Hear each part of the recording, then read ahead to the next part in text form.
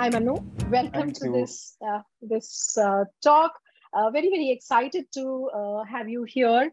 And I have, I've been reading The Courtesan, the Mahatma, and the Italian Brahmin. The title of the book itself was, so exciting because it was completely disparate elements that were coming together, and they do in the book. And as I read the book, I found almost like, a black and white sort of image lighting up in color. And, a very pale story that I know of history, from my history textbooks and so on, just sort of getting so much detail and getting so much color. So I was wondering, what is it that we're doing with how we pursue history? How is it, the way history is taught versus how we can read history in just a couple of your books? What is the difference, and how can we make more people interested in history? So that's like a bundle of questions, but over to you. Thank you, Suki. It's a pleasure to be here. Wonderful to also hear about all the work you've been doing. I was familiar from our email exchange, that lasted many months before we finally got this date. But even so, it's quite impressive what you've achieved so far and how Khaki is doing. So good luck with all your future programs and everything else that's happening at the moment. In terms of your question, I was thinking, I'm assuming all these events are in Bombay, right? So a lot of your core audience and the people who come to your events are people from Mumbai. And forget textbooks, forget, the kind of books we read in general, just looking around us, looking at the buildings, looking at the roads, looking at the location of the city. All of these things have history in them. Why is it that the Victoria terminus looks a certain way, whereas Art Deco buildings look different? Because they're from different periods, they represent different styles, and they represent different philosophies even. One is a mark of imperial prestige. That building is supposed to communicate the permanence of British imperialism, the power and the majesty of British imperialism, and that's one kind of philosophy. For each architectural style you see in your city, you'll have some story to tell. Even the way the suburbs in India across cities are developing. We have, in fact, that's telling us something about our society at present, right? We've got the same buildings, similar styles, everything starting to look highly standardized. These buildings are a representation of what's going on in our world. So by the same yardstick, if you look at older buildings, if you look at older sites just in our urban spaces, that opens up a lot of history to us. There are caves not too far away from Bombay, which can take you back very many centuries. In that little, say 100 miles out of Bombay, in that little radius, you can get so much from so many different eras and so many different periods. Even if you don't live in a big city, right? Think of a random kid growing up in a village or somewhere in a semi-rural, semi-urban kind of space.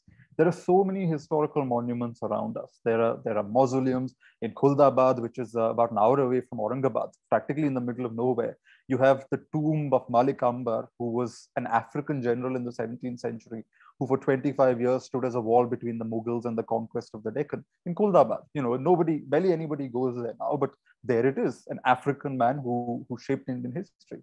If only we spoke about the monument, if only we talked more about these locations, people would naturally take an interest in it. When the graphic was on your screen just before we started speaking, and there's that image from the new cover of my old book. So we have a new cover for my third book, The Courtesan, the Mahatma, and the Italian Brahmin, which is pink, but the core illustration that we've centered there is from Priya Kurian's illustration, which represents a story from the Srirangam temple in Tamil Nadu, where I visited a few weeks ago and actually saw this.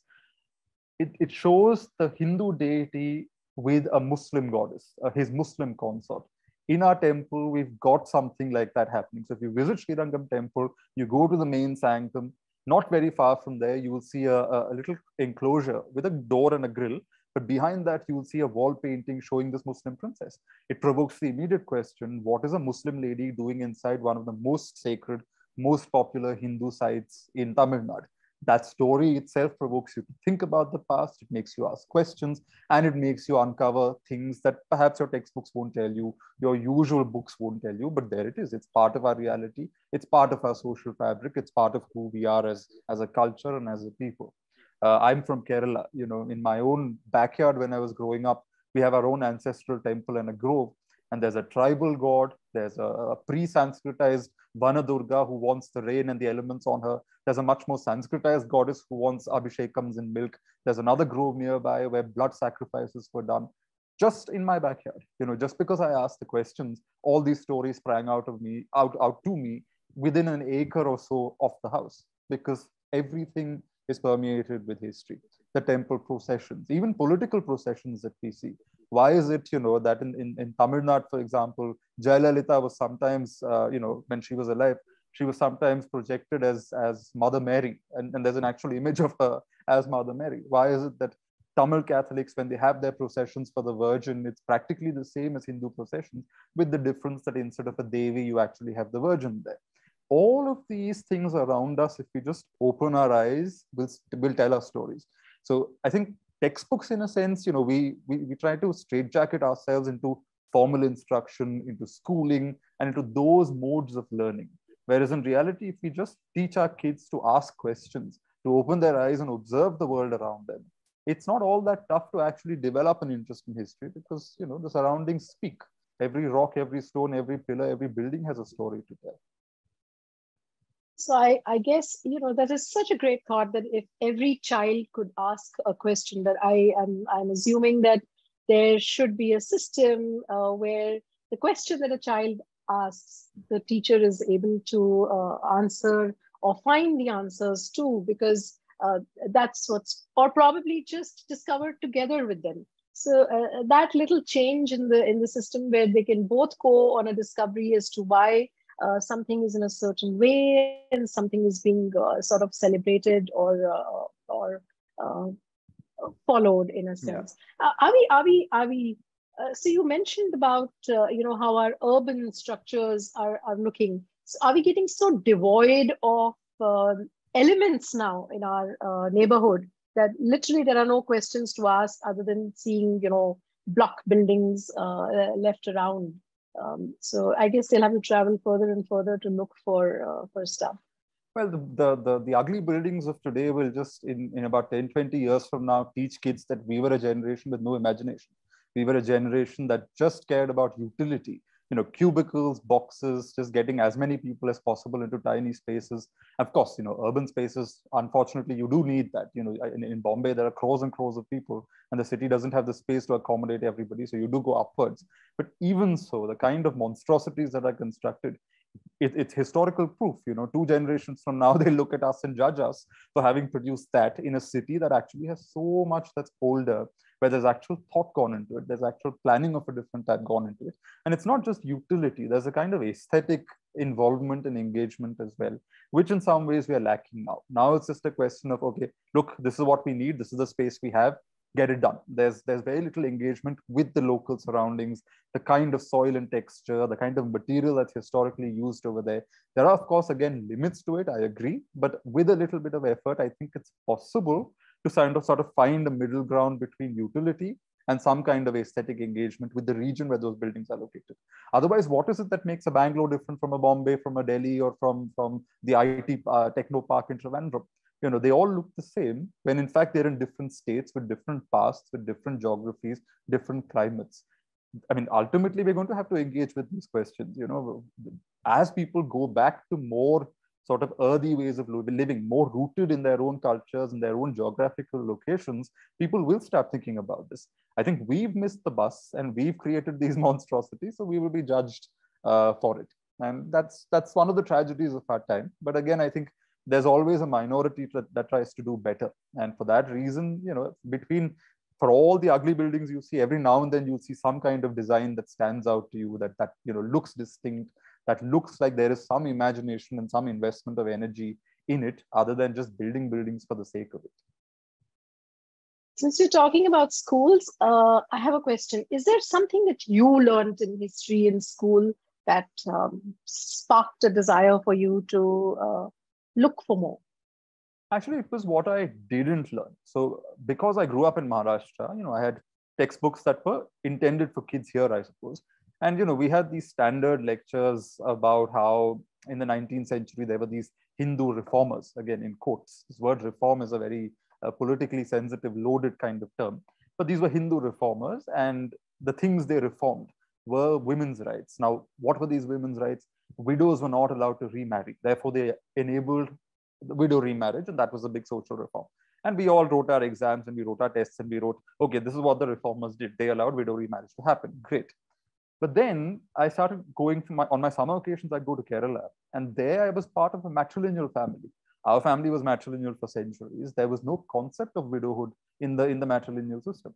You know, if a husband died, a woman could take another husband. There were cases where women had multiple husbands because polyandry was permitted.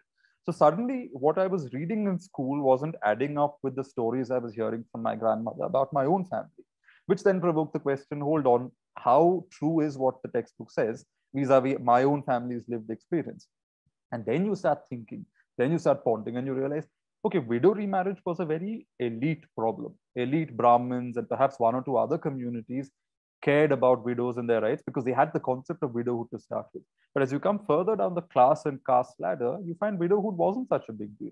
Widows routinely got married in most communities. It wasn't treated as some kind of, it wasn't the end of a woman's life when her husband died. She could continue with another spouse. It wasn't such a big deal. In fact, in the Travancore royal family, the term for a second marriage is kutirippa, which in Malayalam translates to giving company. So if your husband dies, you take another husband who comes to, in quotes, give you company. And that's tradition, right? So again, it provoked questions around how is it that we define tradition? Is there one Indian tradition? You know, if something is true in Maharashtra, is it necessarily true in Kerala? If something is true of Brahmins, is it necessarily true of Shudra communities? If something's happening in one part of India, why are we assuming that it's of relevance to other parts of India? So just out of those questions pertaining to the gaps that my school textbooks had, I started asking, more questions. And I suppose that's the slippery slope down which I slipped and ended up in history. That's really true, isn't it? That we're not living just one solid standard heritage, because things, rituals, beliefs are probably changing every 100 kilometers, just like food and language.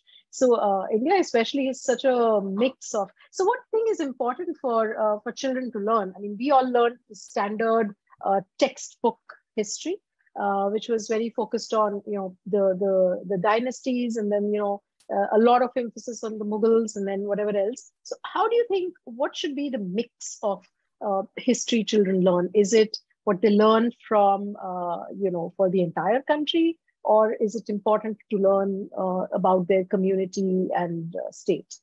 I think, textbooks are always going to be a bit handicapped when it comes to this, because as I often say, you're given 50 pages when you're a textbook committee or a textbook author, and you have to condense so much into that, which is why we talk about these three dynasties, the Mughal Empire, a few freedom fighters, and that's it. We've covered Indian history in total with just these characters. So I think school textbooks are perhaps not necessarily the right place to even look for an answer, because they're handicapped purely by structure, purely by what they're trying to serve. Besides, the other thing is school textbooks are also commissioned by governments, and governments have political ideologies. They have a national narrative to promote. National narratives are important, I suppose, to build a common identity, to give us the sense that we're all part of one larger nation and entity, one political grouping, and so on. But it's not conducive to thinking critically and really unraveling the riches of history. For that, I think there just have to be more conversations, more public engagement with the past. The more there is public engagement with the past, the more people, will ask questions. The more that happens, these conversations will become part of an everyday thing. Already, of course, it's happening a lot on social media. But again, this is a very thin slice of people who are actually interested in what the past of the country was.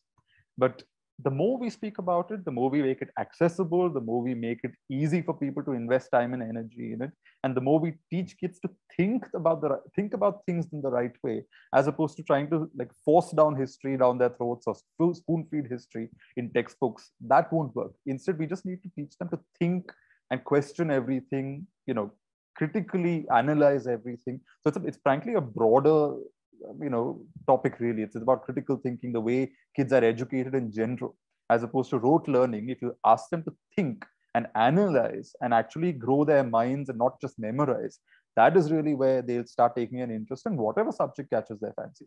Whether it's science, whether it's history, you then really start taking a genuine interest in it, because you're learning something beyond just memorizing. You're not learning just the hard facts and dates. You're learning about processes. You're learning about the logic, the flow of things. Why point X leads to point Y. That the Y is what is important. We all know it went from X to Y, but the question is, why did that happen?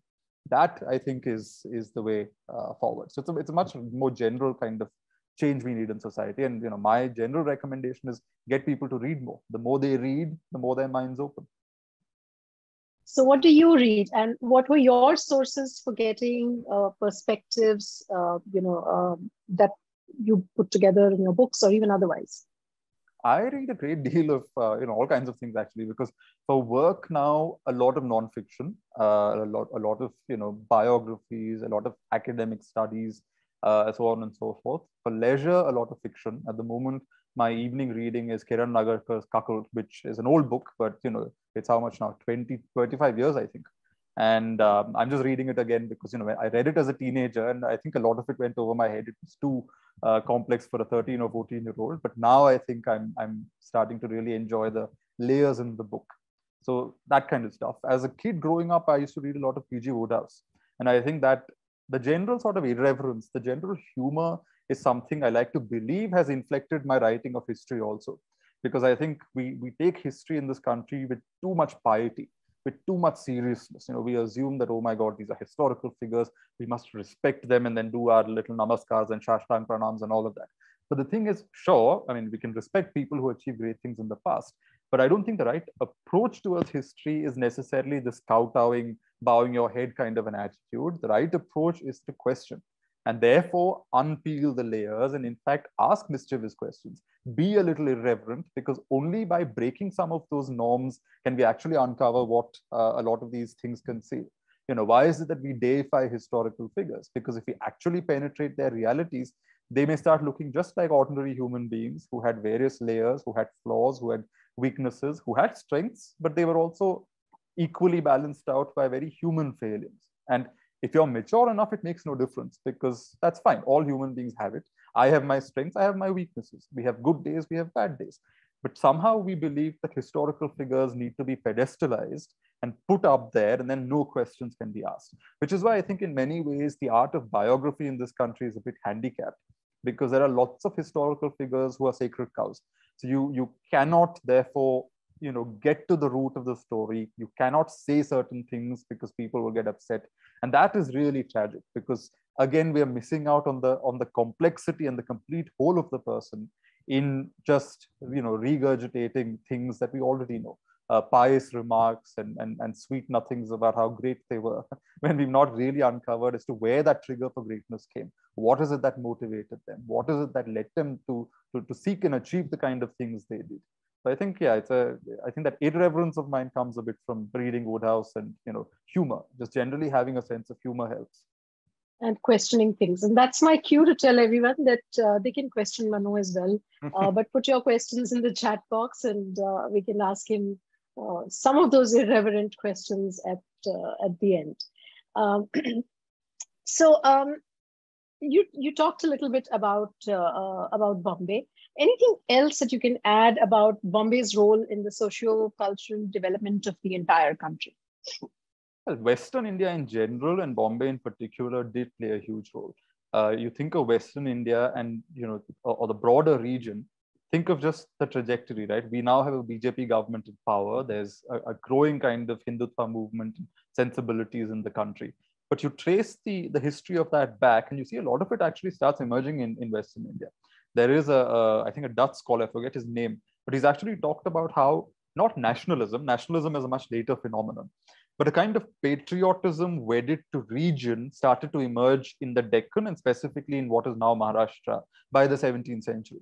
Which is why you have somebody like Chhatrapati Shivaji saying Hindavi Swaraj, talking about himself as not equal to or not part of what the Mughals and the other Islamic states represented, but something different, something older, and then resurrecting older, Indic or Sanskritic ideas to shape his kingship.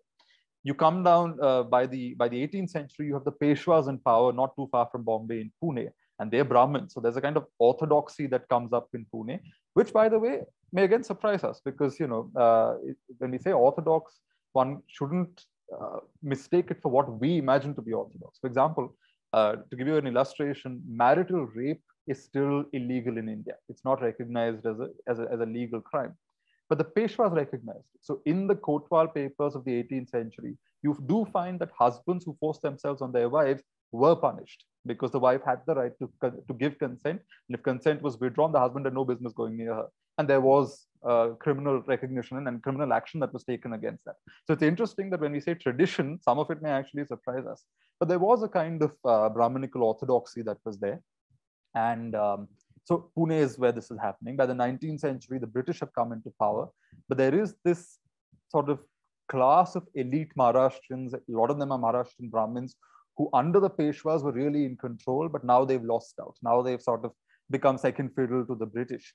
And that results in that anxiety, that animosity results in two things. One is a lot of the press, a lot of the nationalist movement begins between Pune and Bombay. Remember, Bombay at one point was considered Mlecha Bhumi in the sense that an Orthodox Pune Brahmin, if he went to Bombay and came back, he would need purification rites because Bombay was seen as too English and too sort of dominated and shaped by the British. And the Puneri people thought that wasn't proper. But then what happens is with the emergence of the Congress, etc., it is in the Bombay-Pune belt that a lot of these ideas are debated. There's Calcutta and then there's Madras, but the firebrand nationalism, the Calcutta form of nationalism was a kind of elite armchair nationalism. Where did firebrand nationalism emerge? It was in Maharashtra through Tilak and some of his contemporaries in the late 19th century. They were the ones who said, wait, why are we petitioning the British? Why are we trying to play coy with them? We're just going to demand our rights. We're just going to forcefully demand our rights. And that movement takes off here. A lot of revolutionary activity begins in Western India. So in these situations, obviously, Bombay was important. Bombay was also important because it was often where the imperial powers and their representatives, the Prince of Wales, the King and Queen of England, and so on, ended up landing first. And then you find a lot of these Indian Maharajas, etc., would sort of descend on Bombay and meet them. So there's illustrations showing this from the 1870s, for example. You have the Maharani of Baroda, Jamna Bai, who's officially supposed to be in Parda, but she comes to Bombay and meets the Prince of Wales. You have great business houses. So there's a wonderful new book that came out on the Sassoon family, who were based in Bombay for a couple of generations and created a lot of wealth in Bombay, created institutions both in Bombay and in Pune, which are still active. There's a Sassoon hospital in Pune even now. And so you have Bombay becoming a magnet for people of different communities, of different ideas, of different kinds of skin colors, costumes, all of that. And that really, gives the city its own texture and its own cosmopolitan vibe way before independence and already in the late 19th century. Bombay is very much part of this larger story. And Western India more broadly is where a lot of the kind of firebrand nationalism that later became a mass movement originally emerged. And that has its own longer history as well. So interesting that you mentioned about the Peshwas and their rules for marital rape, etc. So this is just one example, but there are many, many others that, when I read your books in my book clubs and with my friends, and especially the women, pick up that, you are calling out patriarchy in a lot of places. So what's motivated you to look for that? Do you find any pushback for that, for calling spade a spade, but others may think it differently. So, tell us a little bit about that, because we really feel that you call out patriarchy a lot. So the thing is, it's not like I'm actively trying to call out the patriarchy. It's just that the stories are already there.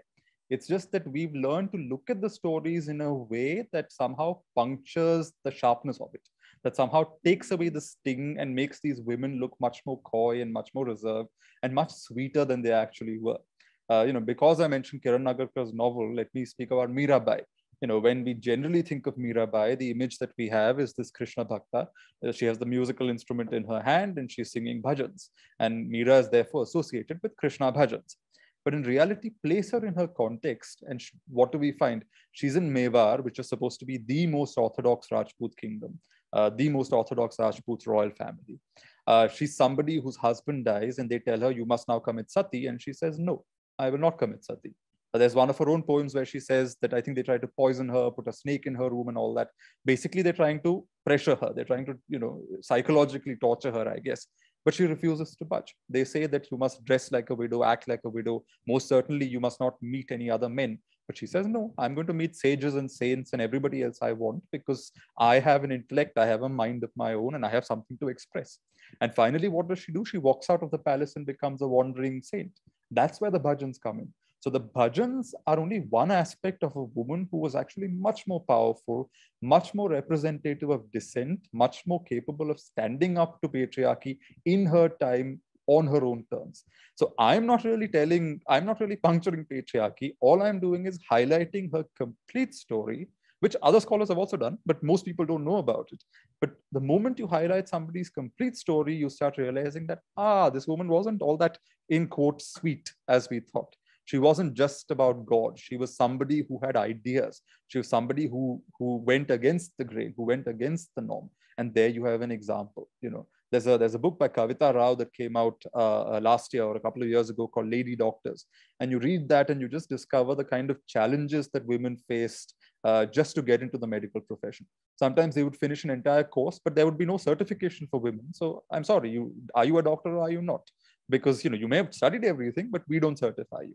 There are women who got first place, but the men didn't like it, and therefore they had to concede that first place to a man, as opposed to actually keeping what was their due. There's even the story of, I forget the name, but there's even the story of a 19th century figure, late 18th, first half of the 19th century, who was it was this man who was a doctor, a very successful doctor for many years, part of the military and so on. And then he dies and they realize that he's actually a woman, which means this person went through their entire life dressed as a man. And not only on their death did they find that this was a woman who'd actually even had a child. She had stretch marks on her body. So, just imagine the depths and the lengths to which women went to stand up against these patriarchal restrictions. One story that I love to tell is of this Nambudiri Brahmin woman in Kerala called Devaki Nilangot, who's written her memoirs. She's from an ordinary family. She wasn't like a celebrity or anything. But because she explained her story, that memoir is very powerful. Now, Nambudiri Brahmin women in Kerala were the only women who were in parda. Muslim women were not. Matrilineal Naya women were not. It was only the Nambudiri Brahmin women who were supposed to be, concealed inside the house. But what's interesting is that every now and then when they had their periods every month, they had to segregate themselves in a separate room. Now, these women weren't allowed to go out without, being completely shielded and with escorts. They were not allowed to read, especially newspapers, novels, that was all contraband. Because, oh my God, newspapers, they'll mess with innocent women's brains and give them bad ideas. But these women still found a way to get the news, because when they were segregated in that room, when they had their periods, that was the one room where no male ever came. No fathers, no brothers, no uncles came to check on them when they were in that room. And that is where they would smuggle in books. That is where they would smuggle in newspapers, and that is where they would read, because that was the only space. So although that space represents patriarchy at its worst, they've subverted it from within and they're using it to access education. And what's interesting is that they were also Orthodox Brahmin women. So they did feel that, when we're menstruating, we're supposed to be impure, and how can we touch the book because the book is Saraswati. So they would get maid servants to come in and turn the pages for them. Just imagine the level of commitment that requires. But this is, again, a household story. This is one family where this woman's done this. And once I read this, I actually asked my own grandmother about her own growing up here. She's 85 now. And she said that she was similar in that whenever she was asked to segregate herself during her periods as a teenager, they had a separate wing where everybody used to have their lunch, and you couldn't go there because you were impure. So when everybody in the family went to have lunch, she would actually come out of this room and go around touching everything, defiling it, because she was told, you're impure and you defile everything. So she said, let me go defile the granary, let me go defile my father's clothes, let me go defile the desk, I'll go defile everything. And then before people come back from lunch, she would go back and quietly sit in that room. In that also there is small rebellion, right? In that it's happening in a nondescript Kerala village, in a regular family, but there is a story there. So standing up to patriarchy is something that has always happened. It has always happened, and these women have always done it. It's just that we need to highlight those stories and tell the stories for what they were, instead of sanitizing the stories, as Mirabai became just a Krishna Bhakta. In reality, she was more than that, and we just need to acknowledge that with confidence and without feeling that somehow that diminishes her or somehow that's a bad thing. To me, it's not a bad thing. To me, it actually makes her come alive. Suddenly, Mirabai is not this woman from many centuries ago who I can't relate to. Suddenly, she is a layered, complicated human being made of flesh, and I can actually see her and sense her and understand what her mind was going through. Suddenly, the centuries that separate us don't matter, because now we can connect as human beings and understand what that battle and challenge was all about. So well said. So clearly you've done so much research, read so much. Tell us about some surprises that your research threw up. Was there any personal myth that was broken? Tell us a little bit about that process as well.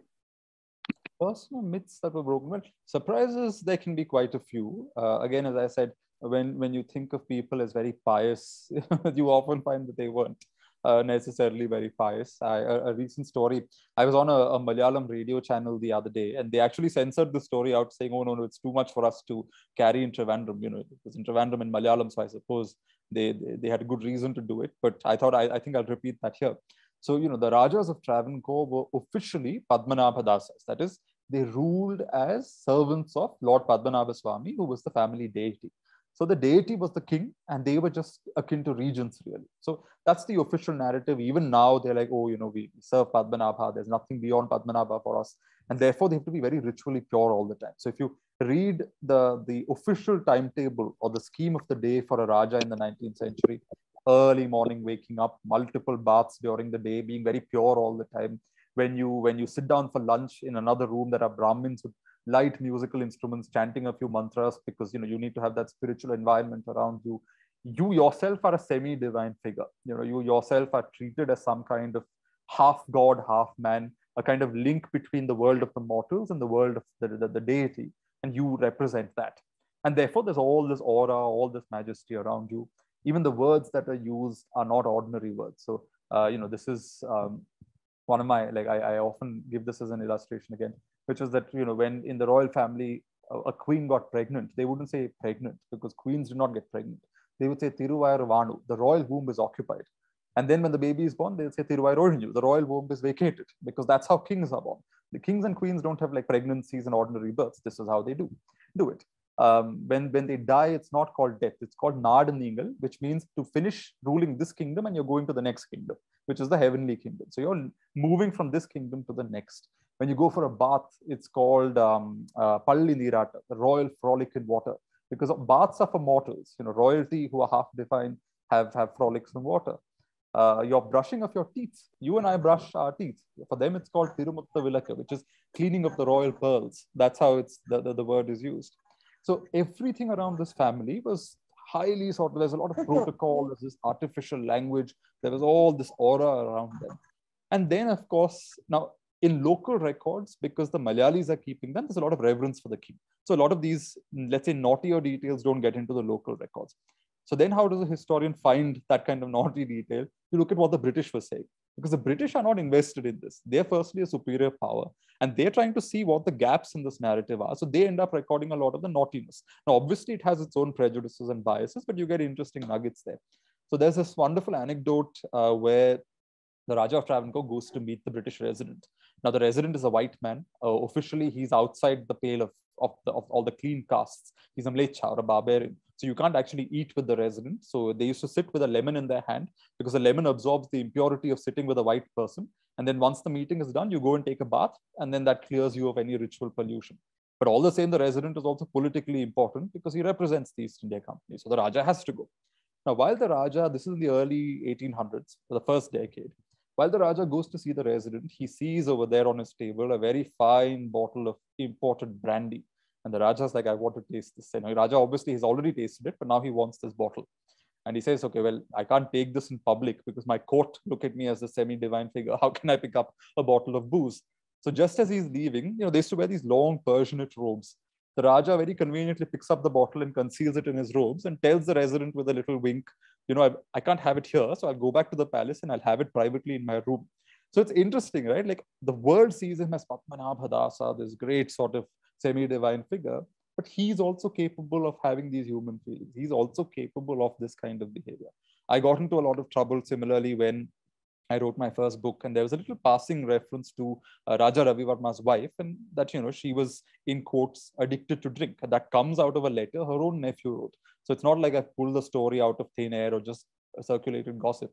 It's a written record by her nephew, who was the heir apparent of Travancore, so a very serious senior person.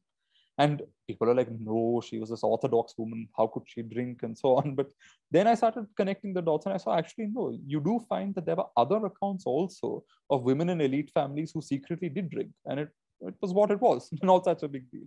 Similarly, with my fourth book, where Ravi Verma is again a character, somehow none of his biographers have uncovered this story. I was lucky that I found it for the first time, even if it's slightly salacious. I included it simply because, it's interesting. It has to be told. If I have the info, how can I conceal it? It's about how his father-in-law was actually convicted for murder. Now, this is one of the great artists of the country, and none of his biographers have written about this one blot in his overall family narrative, that his father-in-law was actually convicted for murder. And the man he murdered was murdered using a giant jackfruit. So you pound the man with the jackfruit. That's how he was killed. So every now and then in the course of research, there are these really hilarious stories that sort of jump out at you. But there are also some more serious stories. So now in Maharashtra, Chhatrapati Shivaji is such a big icon. They're planning a statue, the museum, the railway station, everything in Bombay is named after him as well. And justly so, he is something of a towering icon, if ever there was one. But what's interesting again is, when in the 19th century it was found that his samadhi in his old capital in Maharashtra was actually in ruins. It was ignored. It was Tilak and a bunch of others who decided to renovate it and make it a kind of almost a pilgrimage point. What's interesting is that the Chhatrapati's own descendant, the Raja of Kolhapur, refused to contribute funds. He didn't want to do it. And there's a reason for it, because it was the Congress party leading it. Whereas the descendant of the Chhatrapati said the Congress is Brahmin dominated. I'm against Brahmin domination. This is a Raja who would give reservations to his subjects. And therefore, he refused to participate in this venture. Now, it's interesting, right? You would think that, oh, the Raja is anti-Congress. But no, he's actually saying the Congress represents Brahmins too much, whereas I'm saying we need to represent more people. So in a small story like that of the restoration of even the Chhatrapati Samadhi, you have a story there, and that can surprise you. You go to his grandfather's Samadhi in near Ellora, in Beirut. People have mistaken those buildings for Islamic tombs because they look like Islamic tombs. That was the contemporary form of architecture. And therefore, they followed it just as for Islamic structures like Malik Ambar's tomb that I mentioned earlier. Even Chhatrapati Shivaji's grandfather, Maluji's Samadhi is designed in the same way. That building again tells you, it gives you a bit of a surprise because you think, oh, Hindu icon, therefore the building probably looks like a temple. But no, it doesn't. It actually looks like a Muslim, a mausoleum of a Muslim figure. And people have actually mistakenly called it a tomb even, when in fact it's not a tomb. So there are surprises like that come up in physical form, in the kind of records you uncover, in little gossipy stories that emerge. Because a lot of intelligence, even in the colonial period, that was collected by the British, included a lot of gossip, because knowledge was power. So the more you knew about the enemy, and that included all kinds of information, who they were seeing, when they were sleeping, what they were eating, all of that, it was a source of power for the British. In today's age, when you write this, the pushback can be immediate, right, on social media. Is that something that you face, and how do you deal with that? To some extent, you have to ignore it, because in India, there's always somebody who's going to be upset. That's part of the job. It's part of the perils of this trade. You just have to deal with it. Sometimes you have to be circumspect with the language, because you, again, don't want to unnecessarily provoke people either by actively courting controversy. So there are some who on social media actually court controversy. They deliberately want to provoke, because social media is also about attention, right? So the more attention you can draw to yourself, the better, I guess. So I think the stories can be told, so long as you're not sensationalizing it and you're stating it as fact, but without sensationalism. I think you can still tell them. There is backlash. I remember, for example, where was it? In fact, recently I saw it on Instagram as well. Somebody posted about how Shivaji's father and uncle, they were named after a Muslim Sufi saint. And somebody said no. Now, it was either on Twitter or Instagram. And in a reply, in a comment, somebody said, "Oh, this is impossible. There's no source for this. How dare you say that Shahaji Raje was named after a Muslim Sufi saint?" But in fact, the source is the most interesting source. In 1674, soon after the Chhatrapati was crowned and became Chhatrapati, he commissioned a poet called Paramanand to do a poem called the Shiva Bharata. And so it's an official poem that was commissioned by the Chhatrapati himself. That poem refers to his father and uncle being named after a Sufi saint. The Sufi's name was Shah Sharif. His father was called Shahji. His uncle was called Sharifji, after Shah Sharif. Then now, if that's not convincing enough, you look for other evidence elsewhere. In Rajputana, there's a whole clan of Rajputs, or a whole lineage of Rajputs called the Shekhawats. Where does the surname Shekhawat come from? It comes from a Rajput who wanted children, didn't have them, went to a sheikh called Sheikh Burhan, who blessed him, and then he had children, because of which the children and descendants were all called Shekhawats. So again, in a Rajput clan also, you find the name of a Muslim. So people get upset with things like this, but I'm sorry. I mean, this is a 17th century court poem commissioned by the Chhatrapati himself. So I suppose you can't have evidence that's more legit than that. So, there is sometimes backlash like that, but, such is the way of the world. One has to deal with it. Hopefully, nobody will come and, throw stones at me, but even so, if that is what it takes, one has to be prepared for it. Such interesting stories. That's been wonderful. So before I go to the audience questions, I have a set of rapid fire questions for you. Obviously not going to give you too much time to think. I'm not a very rapid person, I must say. As you can tell, I give very long-winded answers. So your rapid fire might just flop on me. Let's see how it works. Your favorite Sultan of the South is? Ibrahim Adil Shah II, who used to paint his nails red. And he was a Sunni Muslim, but called himself son of Saraswati and Ganapati. Very fascinating, colorful man. I love his story. If you were to cast a movie based on the Ivory Throne, your lead actresses would be? Oh, this is easy. I've actually suggested this to people as well. There are two Malayali actresses, one called Parvati Tiruvot and the other is called Rima Kalingal. And I think I would choose them for the two main leads. Wonderful. Kerala has the highest literacy rates in the country because? I think matrimony helped to a certain extent because that meant that women had greater, it wasn't completely equal, but it was less unfair. Let's put it that way. But the other thing is also the entry of missionaries in the early decades of the 19th century meant that there were a lot of schools coming up from relatively early on compared to other parts of the country. And then there was a conscious investment by the Rajas and then subsequently by the communist government in education as well, in schools and so on, as a result of which, literacy improved and by leaps and bounds compared to other parts. All good moves there. Personal preference for holidays, mountains of Munnar or beaches of Kovalam? That's tough. I suppose mountains, maybe. I'm not one for warm climates, so I think cooler hills would do better for me. I like that. An interesting writing quirk?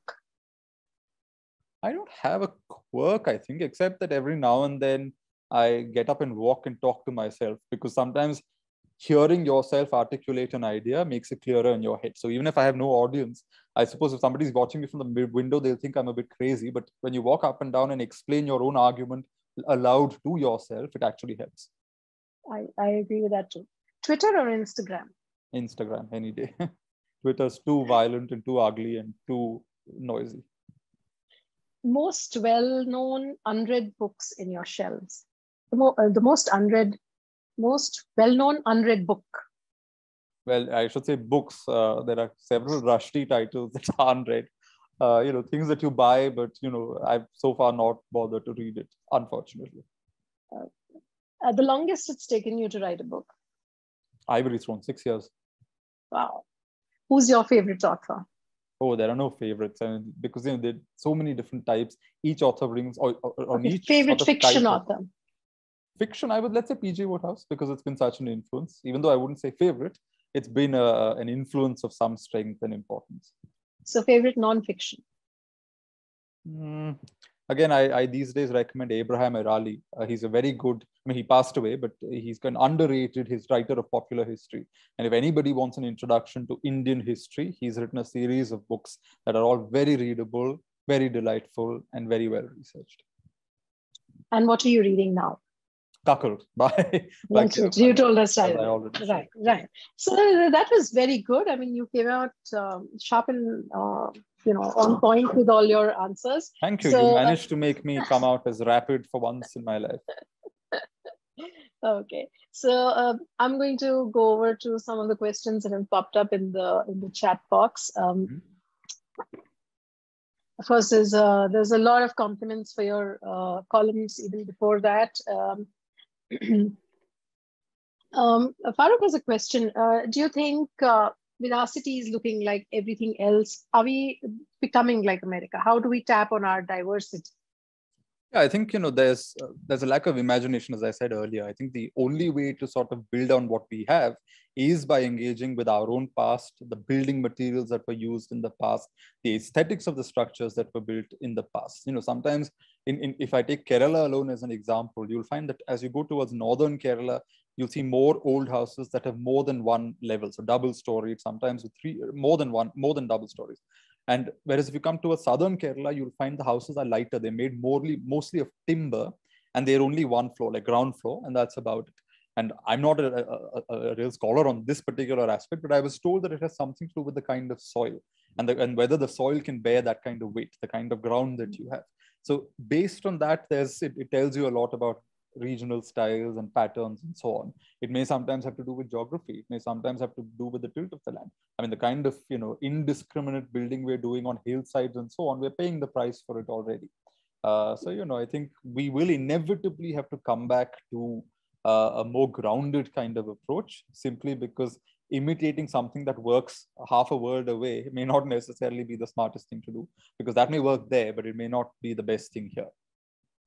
Ronak agrees with him, saying it's the same for food and clothing as well, that it changes very rapidly in the country. Antara has a question. What role does censorship play in how history is taught in India, or has it played a role already?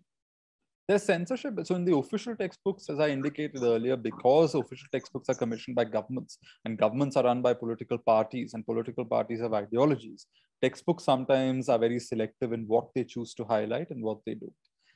Then, of course, there are different schools of history, right? So there's the great man style of writing history, which focuses on individuals and their glory and greatness. That's slightly dated now.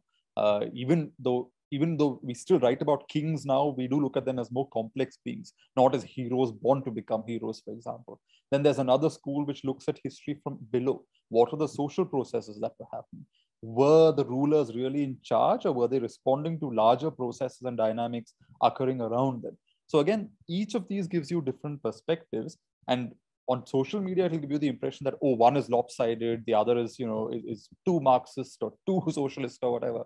But in reality, each is giving you a perspective. It is your job to read it.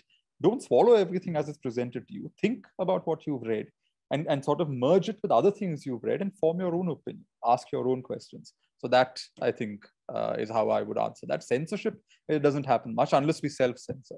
And that, sadly, in today's world, given the way our country's current climate is, there is some self-censorship or toning down that happens, unfortunately. Anjali is asking whether, she says, hasn't South Indian history been kind of ignored while talking of Indian history? And it's largely Mughal and British Raj that we learn about in school. What do you recommend as a good book on South Indian history? South Indian history has been neglected a bit. It's not entirely out of some conspiracy or anything. One of the reasons is simply that power in the present also lies in the north. Delhi is where power sits, as a result of which there is an obsession with it. Parliament is largely controlled by North Indian states. The number of seats that North Indian states like UP have, it does have an effect on what kind of topics preoccupy us and dominate the conversation. One example I usually give is the story of how Islam came to India. Because the North dominates, we always assume it was through war and battles and invasions. But no, it had already come to the peninsula, if tradition is to be believed, in the lifetime of the Prophet himself. By the 7th century, to Kerala and to parts of Karnataka and so on, because the South is a peninsula. It's a trading society that there were trading societies there, as a result of which there were exchanges with Arabs even before Arabs became Muslims. So it's not surprising that Islam, so viewed from the South, Islam didn't come to India with war. It came to India via trade. So it gives you a completely different perspective. So yes, I think the South has been ignored a bit. Mughals get a lot of attention, partly not because people, again, want to promote the Mughals. It's simply because the Mughals were the last big empire. Remember, they folded only in 1858. Till then, they were there. As a result of which, the records we have on the Mughals are huge in number. There's a lot to sort of excavate and understand with the Mughals because the sources are immense. If you compare it with, say, the last, as people put it, the last Hindu empire that existed in India, which was in Vijayanagara, Vijayanagara was gone by the mid 17th century, as a result of which there aren't that many records and sources available. We don't have miniature paintings. Even of the Deccan sultanates, the miniature paintings we do have are scattered in different parts of the country and around the world now, because once they were conquered by the Mughals, it was Rajputs and others who took these paintings to North India, and that's how they survived. So I think that's one of the reasons why the Mughals dominate, because they were the most recent that were there. In terms of what books to read, a general book that Rajmohan Gandhi has written called a History of South India is a good place to start. Recently, Anirudh Kanisetti wrote a book called Lords of the Deccan, which is about the medieval period in the Deccan. My book, which is called Rebel Sultans, actually covers the post-medieval period. So Anirudh covers, let's say, 7th century to 13th century. Mine is actually 13th to 18th century. So you can think of them as companion pieces. One is the Hindu phase, mine covers the Islamic phase. Then, of course, there's plenty of books on Shivaji and later periods. On Kerala, there's My Ivory Throne, if you want to read anything on Kerala. There's a bunch of books like that. Anirudh is, I believe, now working on a book on the Cholas. So soon there'll be something on that in the market as well. So, but I think you're right. There is still a lot of scope to study South India better, and I think there are more scholars slowly bringing their attention to the South and looking at India as a whole from a Southern perspective, as opposed to just from Delhi. So, I mean, obviously you've read a lot about that, so those answers are clear. Meghna has a question whether there's something like that from the Northeast. Is that something you can shed some light on? Yeah, Northeast, I think, is neglected even more than South India. Part of it is, again, cultural history. There's that whole thing, right? That the Northeastern states, at one point, at least some of them would have been clubbed with what was called Burma. It was administrative decisions to keep an administrative decision to keep it with India.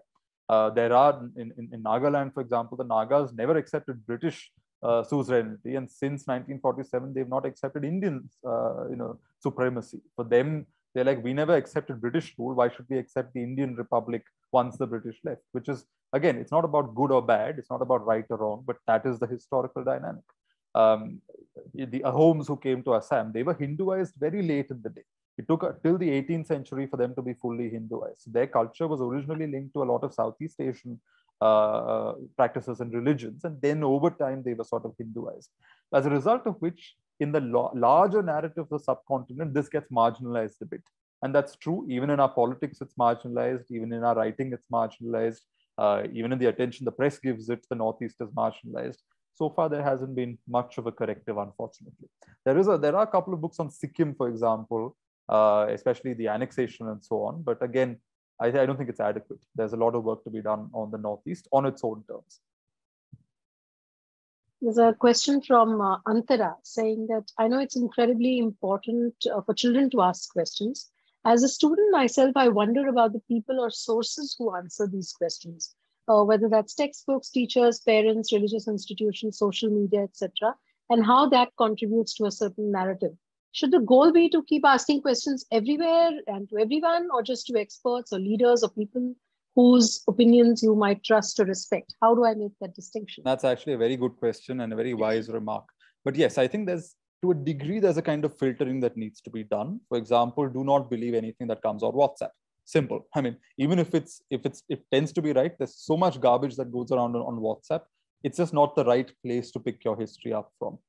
On social media, yes, there are some reliable channels. There are some very good Instagram handles. If you want an initial kind of understanding of things, perfect. So there's a group called Itihasology on Instagram. There's Karwan. They organize talks with scholars and researchers. So that's useful because you actually have people who are experts in their field coming out to social media and doing these Instagram lives. So a larger audience gets to see them and hear about their work. So that kind of engagement with social media is fine. But ultimately, I would say go with books. And again, in books, decent publishers. So, there's that famous, I shouldn't take names, I suppose, but there's that old P.N. Oak, I think, who famously claimed the Taj Mahal was Tejo Mahalaya and so on. I mean, sure, you'll find that in books, but again, go with credible publishers, credible kind of established publishers who are unlikely to publish this kind of, mumbo jumbo, which is not to say that there shouldn't be diversity. So publishers will publish, let's say, books with other political perspectives and so on, which is fine and it's important. But the thing is, they have to be well-argued books. There has to be a point, there has to be a structure, there has to be a mechanism and logic by which the argument is arrived at. You may disagree with it ultimately, but at least it's gone through those ground rules. Unless we have a set of common ground rules and common standards, you can't gauge the quality of somebody's writing, which is why so much of this post-truth social media attack on historians is about diminishing trust in them. So they'll attack Romila Thapar saying, oh, conspiracy, she's a Marxist, she always wanted to twist Indian history. No, you can have disputes with her, you can have disagreements with her, but you cannot actually question her scholarship because she is a scholar. And there isn't anybody in her generation who was able to sort of surpass what she's done. So her scholarship is sound, her perspectives might be challenged, the approaches may be challenged, and that can be done if you follow certain ground rules. Nobody's telling you to worship Romila Thapar, but you can't say that, oh, she's this arch villainess who was, out to destroy Indian history from the start. So you need to be aware of some of those things and therefore choose to read widely, but read from credible sources, read all kinds of opinions, and then read and then reach your own conclusion. But be careful about where you consume it from. Well said. Banohar wants to know that you talked about matrilineal families. Why was it mainly restricted to Kerala? Why did the rest of country diverge from that, or was it the other way around? I mean, there are theories that at some point, large chunks of society was matrilineal. Like they were matrilineal because, it's just a tribal kind of thing, apparently, at some point. Sociologists, anthropologists, etc., are better people to answer this. The only argument I would place as to why it continued in Kerala and perhaps did not elsewhere, one possible thing is that this is a tribal practice, and whoever came and occupied Kerala way back at some point in antiquity, they carried on with those tribal practices. They were not influenced very much by dynamics from elsewhere, because if we look at Kerala's broader political history also, it was a bit isolated. It was not isolated in economic terms. Trade was there, engagement was there with the rest of the peninsula. But politically, it was never conquered, frankly, till Tipu Sultan came in the 18th century. Kerala wasn't conquered by any larger empire in South India, as a result of which it was able to, I think, stay in its own little bubble for a longer time. Again, one has to qualify this. So there are Tamil coins that you will find from the Madurai Sultanate in Kerala and so on, but economic linkages are different. Traders may come, but political dominance is often what changes certain things in culture. And you have evidence for this. So then in the 17th century, there was something called the Mukilan Pada. Mukilan is a Malayalicization of Mughal, and which basically means some Islamic army that briefly came to South Kerala around Trivandrum and those parts, very briefly was in charge over there, not very long, perhaps a year or so, and then they disappeared. That was it. That was the sole extent of this invasion. But in that time, they were able to force certain cultural changes there, which ended up lasting for a longer time in dress, in certain patterns and manners and so on. So it's interesting that even a brief moment of political domination did amend political culture in that area. When Tipu Sultan came, he was horrified that everybody in Kerala walked about topless, women included. And he said, no, women must cover themselves up. Then the British came and they also said, oh yes, women must cover themselves up. How can women walk around topless? And then Malayalis internalized that. And now we, think that, of course, women must cover themselves up. Whereas right down to my great-grandmother's generation, toplessness was the norm. If you go to Mattancherry Palace in Kochi, you'll see the picture of the Queen of Cochin in 1930, and she's grandly sitting there, but topless. This nice elderly lady, but she's not covering herself above the waist. And again, that's interesting, right? All of the subcontinent, everywhere else, they accepted blouses, but somehow in Kerala, it took till almost the middle of the 20th century for that to happen. So I think that political isolation is one reason why it continued in Kerala, or at least held on in Kerala without too much change for the longest time. Interesting. Vidhi wants any good autobiographies that you can recommend? Autobiographies. Barack Obama's is quite, interesting. He's a charismatic figure. So I suppose that helps. There's, I forget the name. In Lady Doctors by Kavita Rao, she talks about one of these lady doctors. I don't know if it's Haimavati Sen or another lady whose name starts with a K. But this is a woman who became a doctor against the odds, and she actually wrote her autobiography, which languished at the bottom of a trunk for decades after her death, and then it was resurrected some years ago and published, and it's a major source of information. So I suppose that is a good source. There's a book translated by Shanta Gokhale called Smriti Chitre, which is a Maharashtrian woman's autobiography. I think women's autobiographies from the 19th century and early 20th century would be hugely interesting to read in general, because it challenges so many things we take for granted, so many norms and practices and assumptions that we have, simply because this is frankly the voice that is marginalized, and these are the rare few women who actually sat down and written about themselves. And rare few books that we might get. Very few. You can count them on the fingers of your hand. Shreya has an interesting question. Why is our society so collectivist? Why do we question less, follow hierarchy far more, in my opinion, than in the Western societies? Why did we develop this way? The thing is, Western societies developed individualism, etc., as part of their broader history, their larger trajectory. So you have in the West, their past, you have the Protestant Reformation that provokes questions in its own right, right? Protestantism basically said, why is the church is sort of covering up scripture from people, imposing all kinds of rituals and so on? We're going to resurrect the scripture. And then it becomes a bit about people going directly to the scripture. You still have priests and so on, but there's kind of resistance to authority that happens with the Protestant Reformation. Then what you have is the Renaissance, of course, questions, scientific technology, all of that happens. But think about the other thing, which is industrial evolution. And industrial revolution also coincides with colonialism. Now, which means that you're getting economic resources from elsewhere, and you have all the room in the world to shape your change and design changes in your own society. And industrial revolution also requires workers. Workers means you need individuals, which means individuals have to be fed. Individuals have to have rights because that's the only way they can stand up for themselves. So in a sense, capitalism becomes an engine for a lot of social change in the West. And that's how individualism, rationalism, some of these values come up from the 18th century onwards in the West so strongly. So it's located very much in their history. In our history, because of colonialism, a lot of that was missed. Yes, there were individual voices. Yes, there were dissenters. But generally, we did not think of ourselves as individuals. We thought of ourselves as part of communities, part of our castes, part of broader family circles. There were joint families. Kids were raised not by just the mother and father. They were raised by all the women in the house. All the kids grew up together. All of them were there. It was a common household. So the idea of individual rights was very different in India. It wasn't the norm. It was something of an aberration.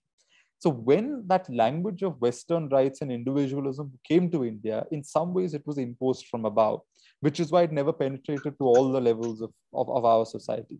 Which is why in India, we as the old cliche goes, we exist in multiple centuries. We have the Khap Panchayat, but we also have LGBTQ rights. We have our constitution that celebrates individual values, but we have a social system that actually chafes against individual values and is very much about group identity. It's partly because of our history. We haven't gone through the same historical processes as countries where these ideas emerged originally. There they emerged more organically as part of these processes. Here, in some ways, we consciously adopted it, which is a form of artificially bringing it in, right? I mean, I'm not making a good or bad judgment, but scientifically speaking, we've adopted something that organically emerged elsewhere. So it isn't that organic a fit here unless we build a culture around it. And there is resistance to that, even now. Until then, they will coexist in the same space. Yeah, urban spaces usually. That's the thing with urbanization. It helps with some of these interesting values. They survive in urban spaces where they might not in rural spaces. Yes. NDKF says, don't you think history is a little overrated? No, I don't. That's maybe somebody else might say it, but I don't think it's overrated. I think it's underrated if anything else. Antara says that in India, elites, so those in power, have largely had control of the historical narrative. Do you think that's true even now? And with the emergence of social media as a mode of communication, historians like yourself pointing out the crucial achievements of minorities, access to vaster resources, etc. I think yes, but there's 2 points to this. So when we say history is written by the elites, I would take that actually quite literally, because in India, written history, written records is an elite obsession, because it was how many people were literate in this country. It was usually the Brahmins, the elites, the trading communities, wealthy communities. They were the ones who had access to literacy. So a lot of our written record reflects history as recorded by elites, the world as they saw it. Which is why historians increasingly are engaging with oral narratives, because a large chunk of society which was not literate, they recorded their stories orally. It was through stories, songs, lore, traditions that their history and memories were kept alive. And it's important to bring that on board. Similarly, material evidence, buildings, artworks that have been left, what those artworks are trying to communicate. All these sources have to be marshaled together for us to reach a reasonably good conclusion. It's still not a perfect conclusion because there's always more to be found, but a reasonably good conclusion is that which makes use of a large variety of sources, not just written sources. But again, it varies from subject to subject. So for example, in my last book, I'm writing about the Maharajas and their engagement with the British. That largely comes out of archival material because that's the level at which that politics is unfolding. If I'm writing about a community's history, on the other hand, I will have to refer to oral narratives because community histories in India are generally recorded in oral narratives. So depending also on the subject you're writing about, the dosage of the kind of evidence you use also varies a bit. Srinivas says that I think that the root of all problems that India faces is a bad education system, which has failed to incentivize kids to pick up books other than textbooks. And do you think that's one of the problems that continues to handicap the development of a vibrant historical biography book culture in India? And how can we address this? There is truth to it. A part of it is a colonial hangover because in the colonial era, they trained us to be clerks and serve the colonial state at a second rung. So it wasn't necessarily about cultivating character. Education was about supplying people to serve in offices under white people. When colonialism was replaced by direct Indian rule, some of this continued, which is that we focused a lot on higher education. The IITs came up and so on and so forth. But at school level and so on, we sort of stuck with the earlier formula that was there, which was you get so many marks, you're good to go. I mean, there was a time when if you studied till 4th standard, you could be a primary school teacher. If you studied till 7th, you could go to the middle school. And if you're a matriculate, you could just teach in high school also. Because that was, you had all the information you needed to be able to teach. So education wasn't necessarily, at least at school level in India, it's not been about cultivating the mind. It's been about rote learning, passing examinations, and getting that chapa on your certificate. Ideally, it's in universities that you're then are supposed to let your minds grow. You're supposed to start thinking and not just consuming the facts that are placed in front of you and then putting it all out on a sheet of paper every 3 months when you have an exam. That also doesn't happen much. The other thing is, because there's this obsession in our society with science, engineering, that kind of stuff, the humanities are neglected. People are trying to change that now because you can have an engineer and a technocrat who will look at society and say, I can fix all this with technocratic solutions. But that you're looking at it the wrong way. Society is not a machine. It's not a thing where you put all the pieces together and it all fits. Society has caste, it has complexity, it has historical memory, it has grievances. People are not looking for the most efficient solution. They want to be represented. They want to be heard. There's something about expression there. There's something about identity there. Now, if a technocrat who's gone through that engineering route does not have any exposure to the humanities, it's going to be very difficult to grasp this. One of the criticisms of the Aadhaar scheme was precisely this, that it was created by technocrats who were not fully cognizant of how this would affect society at large, because society is a very complex being. This technology can be misused. It can leave people out. It can marginalize people instead of empowering people. It's an interesting debate. So I think in future, there should be a system that allows people, even when they're studying the STEM subjects, for example, to have some exposure to humanities, which helps you think about things beyond your immediate subjects. It helps you think about society and the world.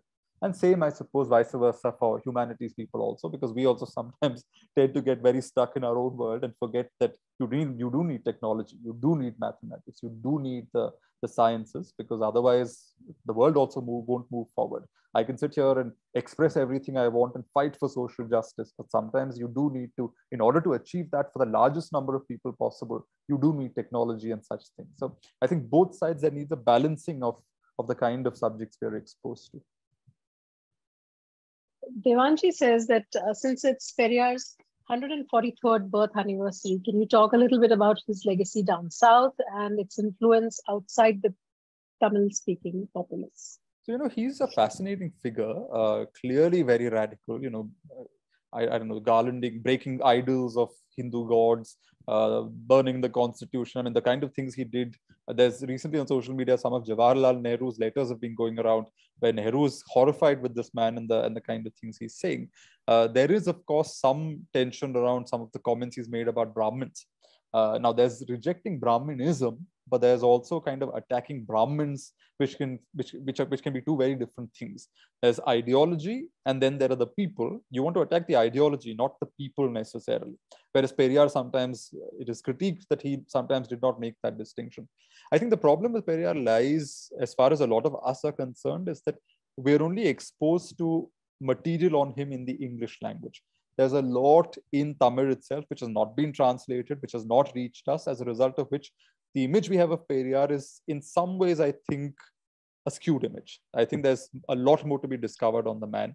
I'm waiting for a good biography of his to emerge, which takes on board all the Tamil sources. And I think that would help us place him and gauge him better. But there's no doubt that he was a man who called a spade, and that he was a very clever man and could say things that nobody else dared to say, and hold up a mirror to people when people did not want to see the ugly warts and the ugly side of their own face. We were very happy criticizing the British for their tyranny and terrorizing us and ruling us, whereas Periyar said, actually, there's a tyrant within also. It's not just the foreigner. What about the tyranny that exists at home? So in that sense, Periyar is a very important figure. Thank you. S. Irani says that speaking as someone who often has to deal with colonial sources in the process of research, how does one maintain an objective eye while still acknowledging the effects of colonization and trying to decolonize from it? And the other option seems worse to me, trying to overcompensate with jingoism and hyper-nationalism. Mm-hmm. Yeah, I think the overcompensation is happening a lot now. What's interesting about this term decolonization also is that while it comes from with good intentions, in some ways it's been hijacked by people who are precisely about jingoism, because it's become this word they can bandy about to promote jingoism and sort of demean and diminish other kind of research that's done. So on the colonial sources that are there, you're never accepting any source at face value. You're interrogating the source itself. So, I just submitted my PhD dissertation a few weeks ago at the end of August. So although I'm building on a lot of colonial sources from the early 19th century, its contents are not being swallowed as they are. I'm thinking about who's writing this source. Now look at the broader context in which this person is writing it. What is this person trying to achieve through writing it in this particular way? How do I know that he's representing exactly what happened versus what he has perceived as happening? So then I compare the same. So I compare an account of one thing in the English record with the Malayalam record that exists. And you sometimes see interesting parallels, but you also see subtle divergences in what is highlighted and what is played down. Because the Englishman thinks, oh, this is what is important, let me highlight this. Whereas a Malayali keeping the record for the local court or the local people highlights a completely different set of things. But the important thing is by reading both, you're able to get a bigger picture. You're able to identify the weakness in the English record and the prejudice and bias there, and still gain enough information that is of value while also analyzing it. And the same with the Malayalam source. As I said in the earlier example I gave, a lot of these local sources, especially when they're writing about royalty and so on, there's a kind of piety and there's a kind of respect. So a lot of things don't get into the local record because you respect your king. You're not going to write about the king's bad habits. When you say the king dies and he's gone to another kingdom, he's gone to rule another kingdom, you're even refusing to, in a sense, acknowledge that he's a mortal. So there are limitations of that, which can be balanced out using the colonial record. There are limitations on the colonial record, which can be balanced out by sort of critically analyzing the record itself. So I think it's useful to always, interrogate your sources as they are and question them before you reach conclusions. Mihir has a long statement, but it really says that he's a history student, an undergrad, and there's been a backlash because there's a Delhi bias in the courses. But he's questioning whether it's a good idea to oppose a national historical narrative and promote a regionalized one, because the world is increasingly getting tied into global and cross-community processes. And secondly, how do you balance the teachings of the religious regional histories and that of the global ones? There's, again, I don't think it's an either or kind of situation, right? I think there can be an and between these, which is that all these focus areas are trying to communicate or achieve something different. So if tomorrow I sat down and I decided, okay, let me do a history of India. I have 300 pages or so in print for the final book. Let me do a history of India. It's going to be a zoomed out, large canvas kind of study. It's going to select certain things which I think are appropriate, and I'll give my reasons for it, and then I'll focus accordingly on it. But if I really want to understand India from within, I'm going to have to go to the regional histories. The region itself is not enough. You're going to have to go even further. You're going to have to get highly localized. If you break it down that way, practically every village is different from the next. Kali is worshipped in one village in one way, in the next village in a different way. One god is a sort of positive figure here in one region. In another region, that same god has a much more negative connotation. So that way you can really go into micro histories, and each of them has value in sort of illuminating the larger history. But sometimes practical, questions also come into this. And there you have to draw a line sometimes. And that's why I said there's an and equation rather than either or. Depending on what I'm exploring, what I'm seeking, I'm able to pick and choose what I want to read and how I want to approach a subject. For a foreigner coming and reading about India for the first time, you don't want to sort of inflict regional histories on them. You give them something more general.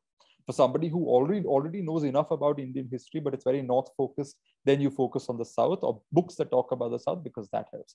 If somebody is very focused on elite history, teach them subaltern history. If somebody is focused too much on kings, the alternative to that is read about the processes and the history of people from below. If history is a lot about the men who are in history, go identify the women in history. Everything is possible. I don't think we should do an either or. We can, depending on our circumstances and what we're looking for and how far we're willing to go to learn, we can read all of these things and benefit from them. And to be sensitized that each of these exists, not just the mainstream that you're reading. Yeah, which is this is a problem I've thought about, because sometimes when I was doing my columns, for example, I used to always sort of find myself hitting up against this wall, which is that I have 1,000 words at most, because in a print newspaper, your space is limited. So the amount of nuance and texture and layers you can bring to a story is limited. You have to tell the story, you have to be nuanced, but you also can't get everything in because it's simply impossible because of the format. So sometimes when we write, it's just practical, pragmatic decisions also that impinge on how we present something, simply because the format doesn't allow it. Antara, who's a student of American school, says that, is it enough to just acknowledge the complexities of, the acknowledgement of narratives like the complexities of Mirabai, is that enough? Is it even possible to teach the layered version to the masses? Again, I see the masses are a completely different ballgame. History, is it for the masses or is memory for the masses? That distinction is important, because memory is what gives us collective identity. The memory of the freedom struggle, the memory of the sacrifices that the founding fathers made, the years they spent in jail. That gives us a sense of collective identity. That is important because those collective identities do matter. I don't think we can say that they have no value. Why do we think we are Indians? I'm a Malayali. What do I have in common with a Kashmiri? Very little if you break it down. But we are part of a broader story, and that collective identity, that memory of some kind of commonality helps build those bonds, reinforce those common elements and links. But history is a different thing. History is moving beyond the memory and investigating. It's not about the romantic memory. It is about asking questions, and it is about uncovering what happened, leaving aside the rose-tinted version of it. The rose-tinted version is what the masses typically consume, and most people are not interested in history in that way. They're happy with the general awareness, and that can be it. Historians have a different cup of tea, because we are here not to buy into the rosy story. We are not here to look at the memory uncritically. We are here to uncover what the memory represents, what does it conceal, what is it trying to communicate, so on and so forth.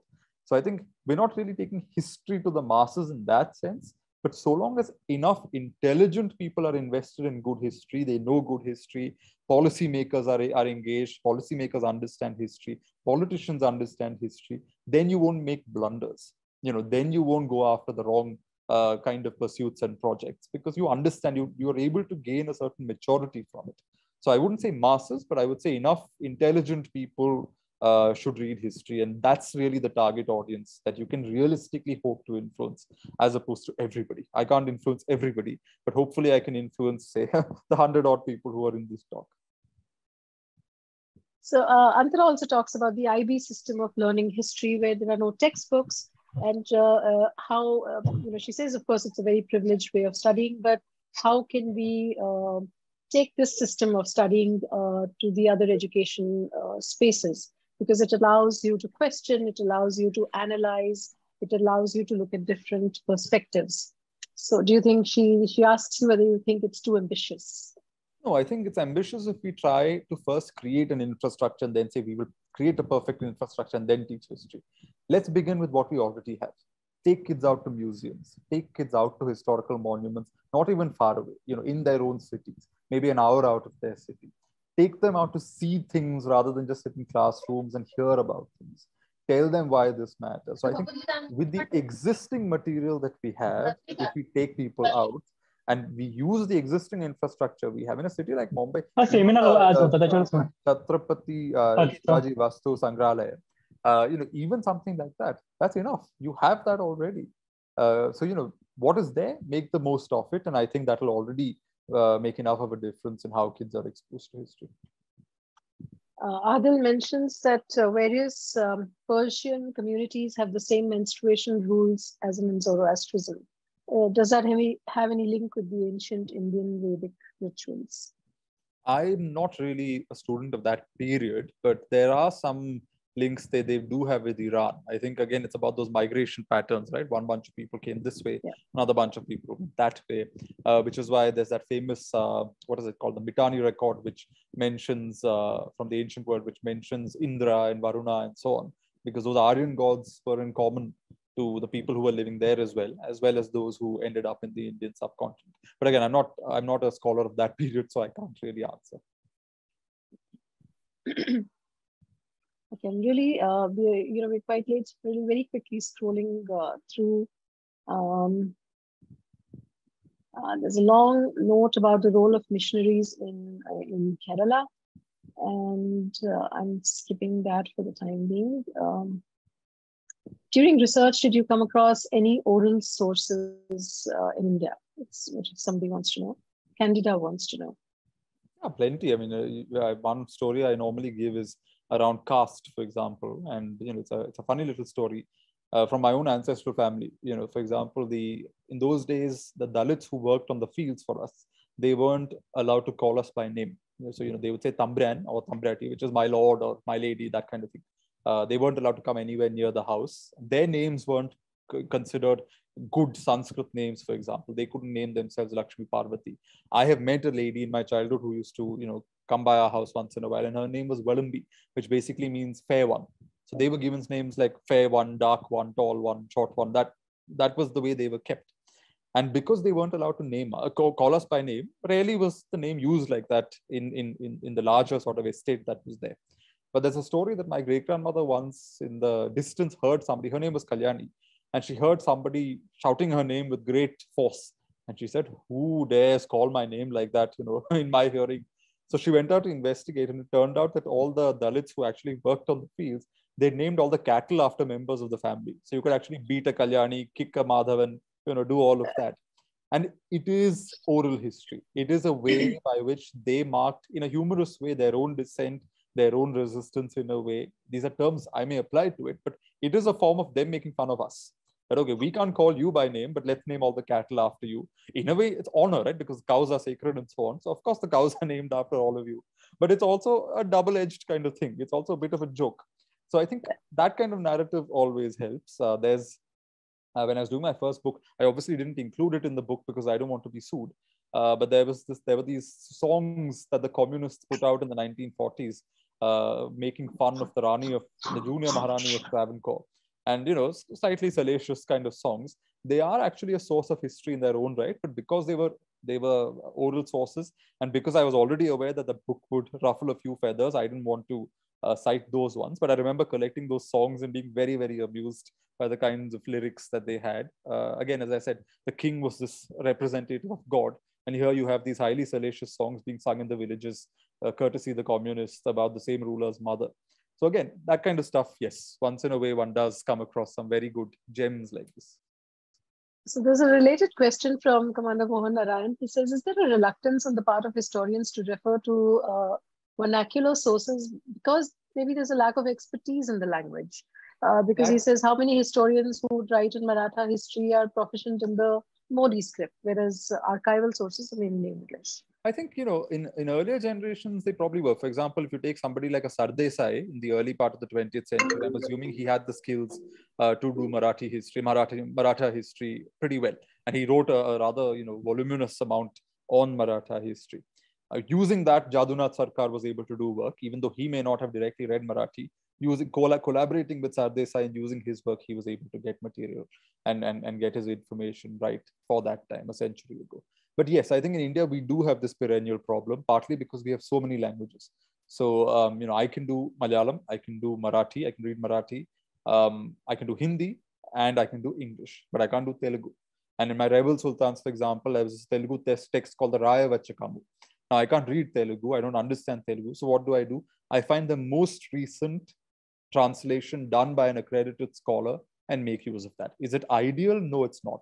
But is it practical? Yes, it is. Because in India, I can't learn the dozens of languages that we have before I start writing about India.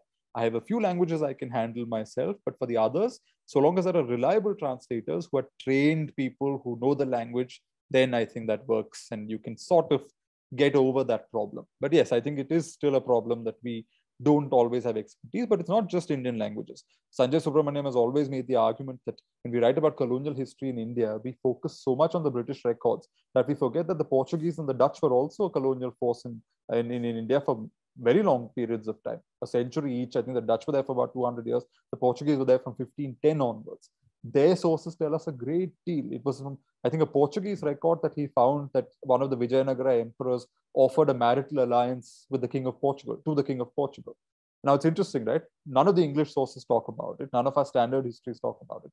He found it in Portuguese source. And because we don't learn Portuguese, it went neglected for so many years. So yes, there is, the language criticism is true, but again, there are practical limits on how many languages one can learn.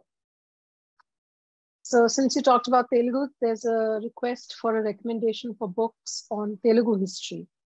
I think look up a scholar called Velcheru Narayana Rao. He's written a bunch of books. They are absolutely delightful, including translations of some fine and very interesting Telugu works, parodies, humorous stories, polemical works. He's done a lot of work on that. So yeah, look up Velcheru Narayana Rao's books and I think you won't be disappointed. Narmada, I hope you got that. Mahesh wants to know if you think a web series of history books would be justified. He says that the rights to William Dalrymple's books were bought by a production house.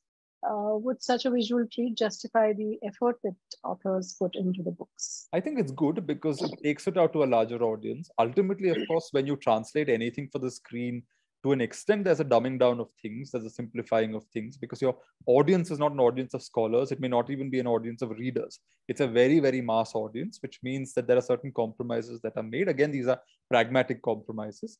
But even so, I'm not a purist. I think these things are important. In today's world, if we complain about history being misrepresented, we also have to make an effort to take history out to larger audiences. It may not be ideal always. The mechanism may not be to our liking always. When something is translated for screen, it may not be extremely nuanced and layered, but it helps, I think. Equally, of course, people can make bad shows also and give you a lot of perverted history. But I think good material will ultimately sell simply because of quality. People will ultimately figure out what is nonsense and what is actually likely to have happened. So on that note, I'm getting a lot of signs that even though it's 7:40, people are sticking on, but I think we'll have to call it a day. Thank you so much, Manu, for such a delightful episode. It was so worthy of our 150th talk and absolutely well worth the wait. Thank you, everyone in the audience, for hanging around and for all your very, very interesting questions and your responses, Manu. Thank you once again. Thank you. Thank you for your patience. Thank you for bearing with my long-winded answers. And thank you for the opportunity. Thank you, everyone. Enjoy your weekend. Bye. Bye-bye.